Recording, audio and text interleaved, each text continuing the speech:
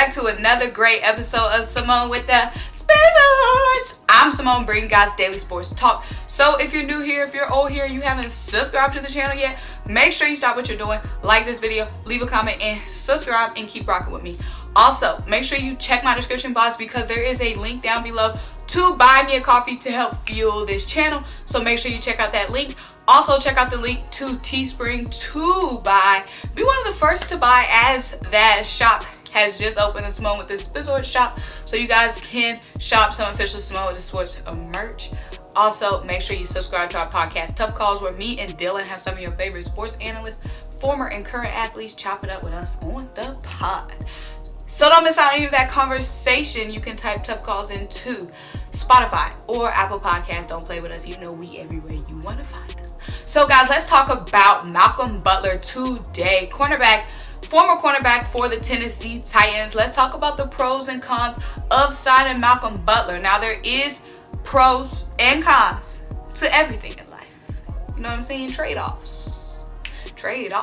Okay? So let's talk about it, because I already know sometimes when you guys see my titles or my thumbnails, you guys get triggered and jump in the comments and like to shoot stuff down before y'all even hear me out. Come on now. That's not fair. That's not fair. Hear me out. Hear me out. Hear me out.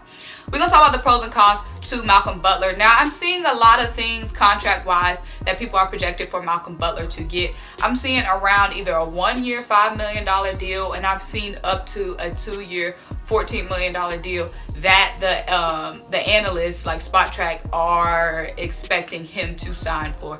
Now, Malcolm Butler had one of his best years last year for the Tennessee Titans. He had 86 solo tackles, 14 assisted tackles, for a incredible 100 combined tackles. He started in all 16 games last season, so talk about durability.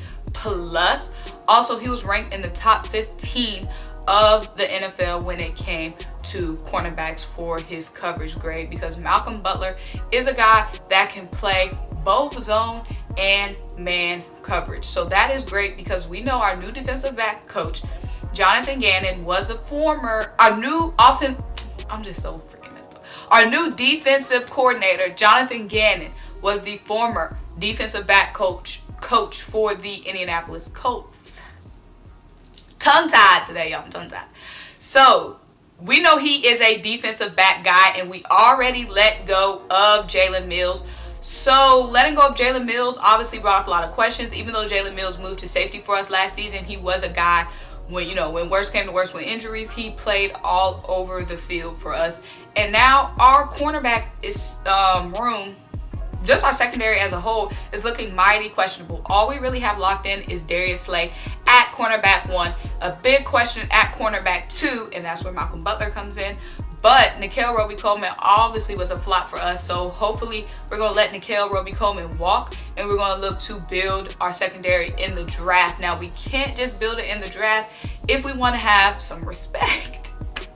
If we want some teams to put some respect on us, we're going to have some guys that are ready. Now, unless we go cornerback in the first round of the draft, which means we'll grab a Caleb Farley, or we're going to grab a Patrick Surtain with the 6th overall round pick, which I doubt we'll do, given that Jamar Chase and Kyle Pitts will be on the board. We're going to have to dabble in the 2nd round, the 3rd round for our secondary talent. Now, there are some guys in the 2nd round that are expected to be NFL ready, but you never really know. So do we want to be in a situation where we have Darius Slay, a big question mark in the slot, and a question mark at QB2 on the outside?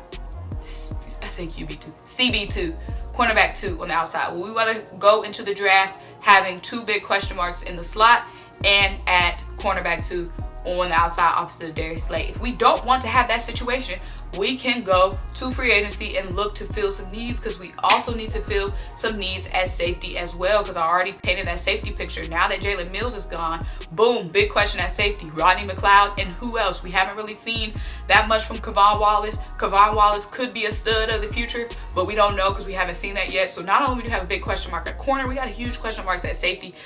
just question marks all over the secondary. So that's a big pro of getting a guy like Malcolm Butler, who's already proven to be able to perform. Like I said, he started in 16 games last season for the Titans. He is a guy that is not really dominant enough to be a cornerback 1, but will be a heck of a cornerback 2. Also, he is a guy that, like I said, is going to be on the lower end of the scale. That's when we come to the negative, because he is 31 years old. So Malcolm being 31 years old, of course, he's not a long-term option for us, but, and that is a big reason to shy away from him, because we are in rebuild mode, but him not being a long-term option for us. But let's say we get Malcolm Butler. Let's say he has about 3 years left in the tank, but he performs well, and those guys can develop behind him, because we're not 1,000% sure if Avonte Maddox is ready to step up and be our starting CB2. So if we have a guy like Malcolm Butler, let's say we draft someone out the 2nd round, that's a good rotational vet to have at cornerback 2, and you never have too much depth, especially at the secondary position. So that is a situation that I would definitely like.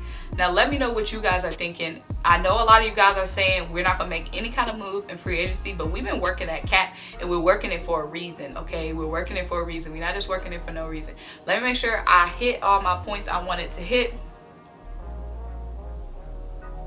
Yeah, so last season he had his best coverage grade according to Pro Football Focus since 2016. So he is coming off building momentum, you know what I'm saying? My best is yet to come is what Malcolm Butler said. He said, yes, I'm 31, but what that mean? I can still perform. So let me know what you guys think. I already know there's gonna be a lot of haters like, no. But if you say no, don't just say no, no way. Tell me why, elaborate. Also, make sure you like this video, make sure you leave a comment and subscribe. Also, make sure you check out my link down below to buy me that coffee, and check out the Symone with the Sports new merch collection. Make sure you cop something fresh.